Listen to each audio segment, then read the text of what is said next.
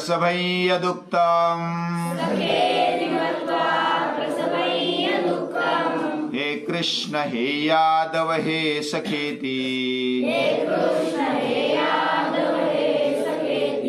अजानता महिमानंत वेदम् मया प्रमादात् प्रणयेन वापि।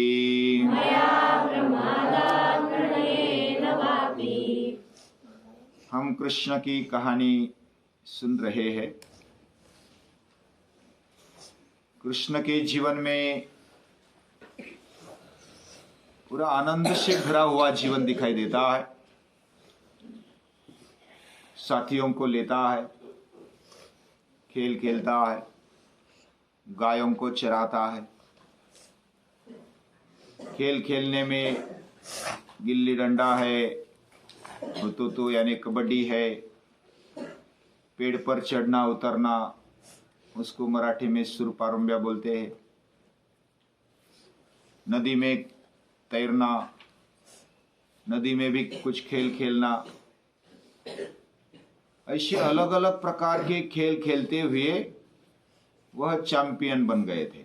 चैंपियन यानी वर्ल्ड कप नहीं पाया था, लेकिन अपने आप में वो उसमें माहिर बन गए थे।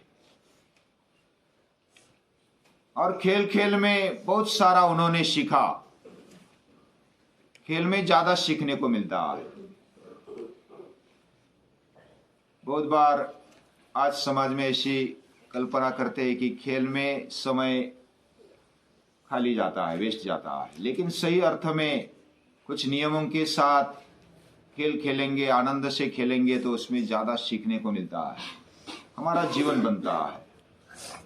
हर खेल में कुछ ना कुछ नियम होते हैं, उस नियमों को पालना होता है, तभी खेल में मजा आता है। खेल में कभी हार होती है, कभी जीत होती है, कभी कुछ लगता है, दुख आता है,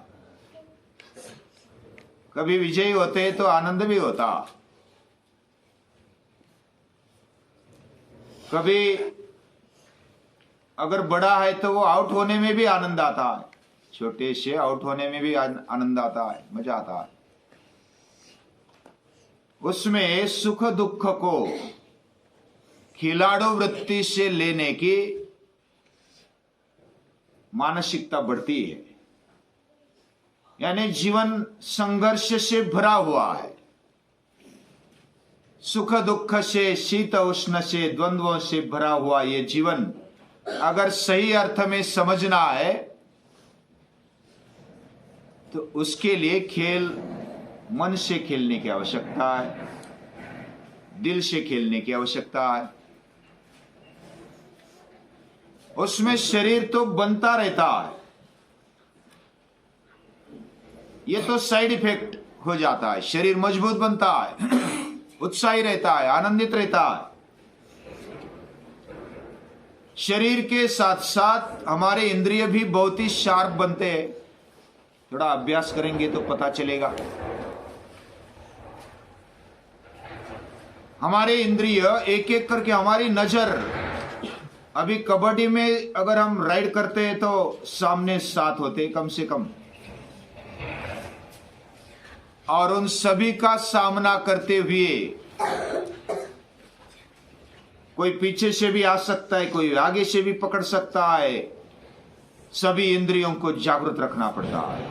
नजर, कान, त्वचा, हाथ, पांव, कुछ गंध भी, यानी नाक से हम गंध लेते हैं तो पीछे से कौन आ रहा है ये भी अंदाजा लेना होता। तो सभी इंद्रियों को सतर्क रखने का तरीका किधर सीखने को मिलता है? खेल में। और खेल खेलते हुए कितने भी थक जाए, कितने भी देर खेले तो थकान नहीं आती, उसको थकना नहीं बोलते। खेल में तो मजा है, आनंद है, उत्साह है। उसमें मूल बात क्या है? उसमें इंटरेस्ट है, उसमें चाहत है, और वो चाहत होने के कारण बहुत सारी समस्याओं को हम ले लेते हैं तो पता भी नहीं चलता। समस्याओं को आनंद से झेलने की हिम्मत आ जाती है। ऐसा होता है खेल। और जीवन एक खेल है। क्रिकेट के खेल को देखेंगे तो हर एक बॉल को मारना होता है, कोई कोई बॉल को छोड़ देना होता है तो भी रन बनते हैं। कोई बॉल निरीक्षण करते हुए सिर्फ जगह पर खेलना आता है, कोई रन नहीं। अलग अलग तरीके से जैसा बॉल आ गया उसका निरीक्षण करते हुए मारना है, उसको सीमा पार धाड़ना है, भेजना है, या तो सिक्सर लगाना है। ये अलग अलग तरीके का शिक्षण मिल जाता है। खेल में हारेंगे या जीतेंगे इसकी चिंता जो करता है वो खेल का मजा नहीं ले सकता। एक बार एक बड़ा खिलाड़ी किसी कोच के पास जाता है, बड़े कोच है,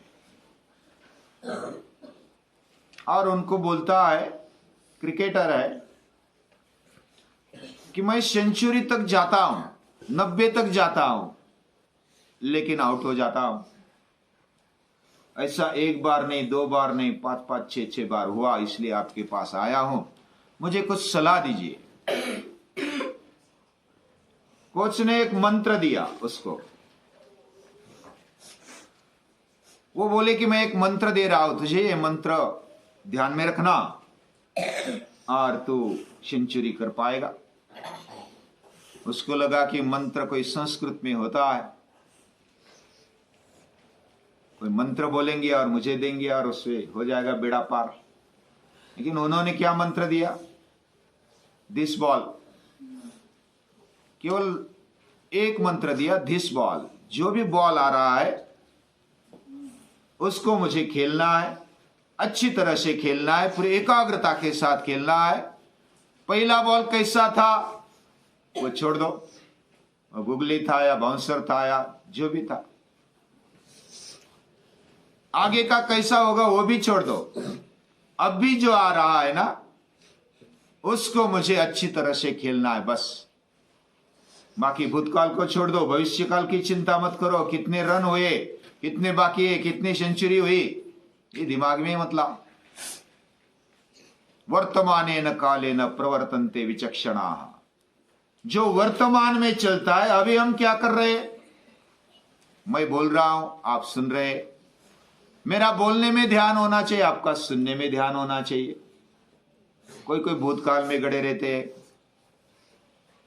कोई कोई भविष्य काल के मनोरथ करते हैं। वर्तमान में जो चलता है वह विचक्षण माना जाता है, वह बुद्धिमान माना जाता है। और अभी मुझे क्या करना है, मैं अच्छे से अच्छे करूं। ये जब मन में दृष्टिकोण आता है तो हमारा भविष्य भी सुवर्णमय बनेगा और हमारा भूतकाल भी स्वर्ण में अक्षरों में लिखा जाएगा। वर्तमान को बिगाड़ो नहीं, ऐसे कृष्ण कहते हैं। ये जीवन मिला बहुत ही महत्वपूर्ण है, ये भगवान ने दिया हुआ है। Krishna made play divine. Krishna ने, भगवान कृष्ण ने हमें जीवन दिया, ये खेल दिया है। बहुत मजा आता है, खेल समझ के खेलेंगे, उसमें थोड़ा गंभीर भी हो जाओ और मौज मजा भी ले लो। गंभीर इसलिए कि नियम पालते वक्त हमें गंभीर रहना है, नियम नहीं तोड़ना है। खेल के भी नियम होते हैं ना, अगर कोई नियम तोड़ेगा तो हमारे खेल में मजा नहीं आएगा। खेल में जो मजा आता है, नियम से हम खेलते हैं, कोई आउट होता है और बैठ जाता है तो उसमें मजा है। आउट भी होता है फिर भी नहीं बैठता है तो सामने वाले बोलते हैं कि क्या है, कुछ पूछना है नारायणी को। अभी आपने बोला विचक्षण होना चाहिए, मतलब विचक्षण मतलब क्या? हमारी बुद्धि को, विचार शक्ति को सतत जागृत रखना, बुद्धि को जागृत रखना। वह विचक्षण माना जाता है। जो चक्षु यानी आंख और विशेष प्रकार से अपने आंखों का, इंद्रियों का उपयोग करने वाला, बुद्धि से, विचार पूर्वक, सद्विवेक बुद्धि से वो विचक्षण होता है। ऐसे भगवान कृष्ण ने खेलते खेलते सभी सवंगड़ियों को पाठ दे दिए बचपन में ही। उन्होंने खेल खेल में सभी को सिखाया। मजबूत बने, खाने पीने के लिए मिलना चाहिए। बच्चों को 2 बातें महत्वपूर्ण चाहिए। कौन सी बात है? खाना भरपेट हो, हाँ ये पहली बात, और दूसरा खेल हो। खेल और खाना दोनों मिल गया, अच्छी तरह से मिल गया तो तगड़ा शरीर बनता है। तगड़ा शरीर बनता है तो इंद्रिय भी अच्छे बनते हैं।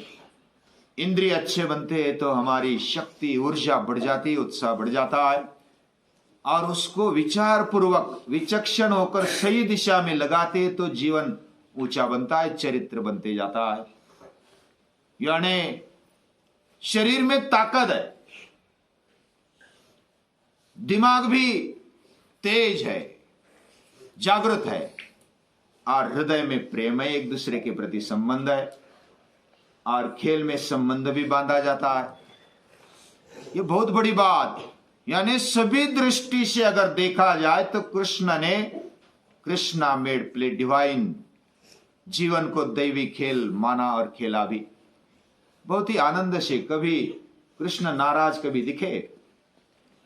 कृष्ण तो एकदम खिलते हैं, खुलते हैं, खेलते हैं। ऐसे कृष्ण है, ऐसा हमारा जीवन होना चाहिए। शिवाजी महाराज के चरित्र में देखेंगे तो भी ऐसा ही पता चलता है। शिवाजी महाराज ने अपने सवंगड़ियों को ले लिया, अपने दोस्तों को ले लिया, और खेलते खेलते वो गिल्ली डंडा खेलते थे और बाकी भी खेल खेलते थे। पर्वत पर चढ़ते थे, उतरते थे, किले किले का खेल खेलते थे, लड़ाई का खेल खेलते थे, और खेलते खेलते उनके जीवन में एक एक गुण आते गए। कृष्ण नटखट है, उन्होंने मर्यादा भी संभाली। वे मस्ती करते हैं लेकिन मर्यादा भी उनको मालूम है। वे स्वतंत्र रहे लेकिन जिम्मेदारी भी उनको पता है। ऐसे कृष्ण है। वैसे शिवाजी महाराज में बचपन में ही उन्होंने स्वतंत्रता का अनुभव किया, लेकिन जिम्मेदारी के साथ। ये जिम्मेदारी बहुत बड़ी बात है, मुझे करना है, मेरा जीवन अच्छा बनाना। और जीवन विकास के लिए खेल है, खेलने के लिए, आनंद के लिए खेल है। उसमें शिवाजी महाराज ने बचपन में ही कौन सा दाव खेल में लगाने पर सामने वाला परास्त होगा और हम विजयी होंगे, ये विचार रहता है।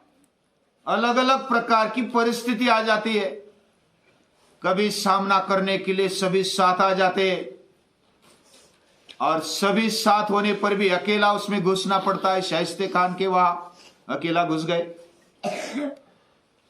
और बड़ी प्लानिंग के साथ घुस गए।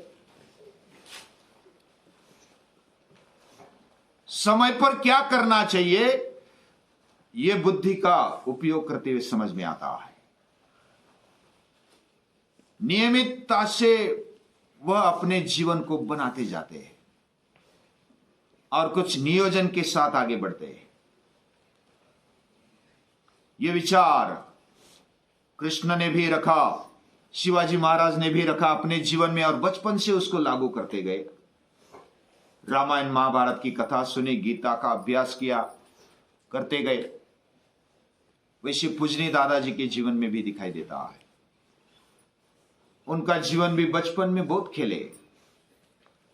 वह तो उनको तैरना, पेड़ पर चढ़ना या तो खेल खेलना भी बहुत अच्छा लगता था। कबड्डी में भी अच्छे खेलते थे पूजनीय दादाजी। हम भी खेले, विद्यापीठ में थे, इतनी उम्र होने के बावजूद भी हमारे साथ वो खेलते थे।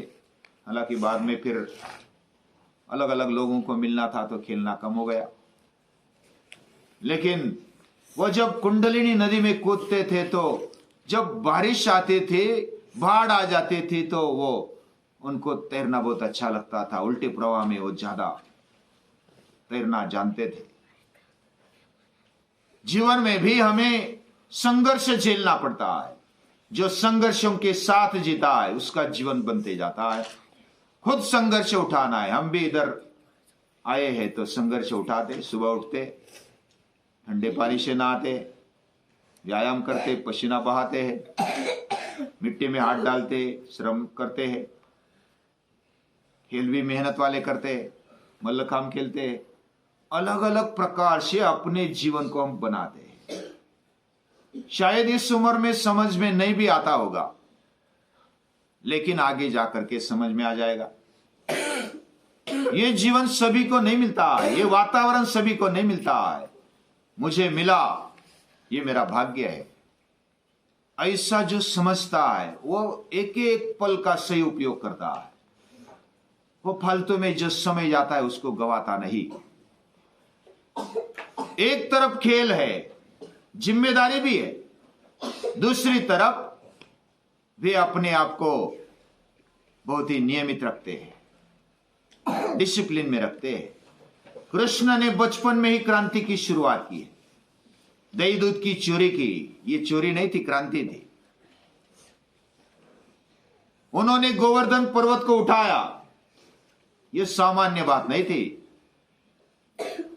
उन्होंने क्रांति की। क्रांति भी ऐसी मारामारी करती हुई नहीं, क्रांति जबरदस्ती नहीं। क्रांति तो समाज मन में उठनी चाहिए। उनको जो योग्य है, आवश्यक है, हितकारी है, उसको जगाया और सब लोग साथ में आ गए, उठ गए और क्रांति हो गई।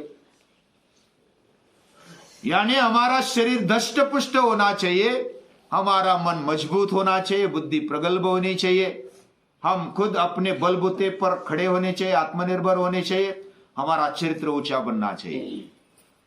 ऐसा कृष्ण ने किया, अपने जीवन में किया और औरों के भी जीवन में वो करते गए, सहजता से करते गए।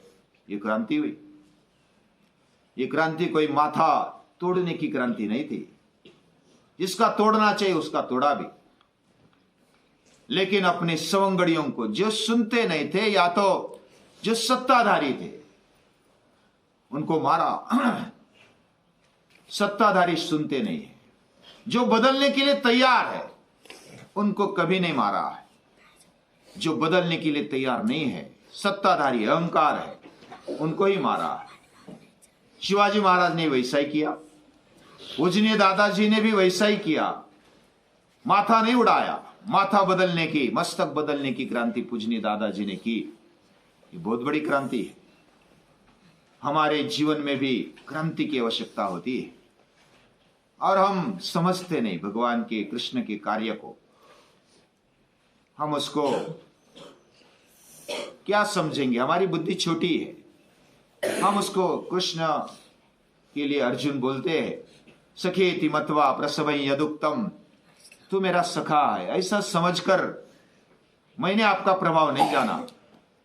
हे कृष्ण, हे यादव, अजानता, न जानते हुए मैंने आपको कभी तकलीफ दी होगी, कभी प्रमाद में आकर के, कभी उन्मत्त होकर के, कभी विनोद में आकर के, कभी खेल खेल में आपको खिजाया होगा, आपको तकलीफ दी होगी। इसके लिए मुझे क्षमा कर देना। हम भी छोटी बुद्धि वाले हैं, भगवान को कितना समझेंगे पता नहीं, लेकिन हमारे से जो भी गलती हुई होगी, होती होगी, उसके लिए सावधान रहना और न हो जाए आगे, ऐसा सोचकर भगवान को नमस्कार करना है। वो ताकत देते हैं, बुद्धि देते हैं, सब कुछ देते हैं, हमें जो आवश्यक है उनको नमस्कार है।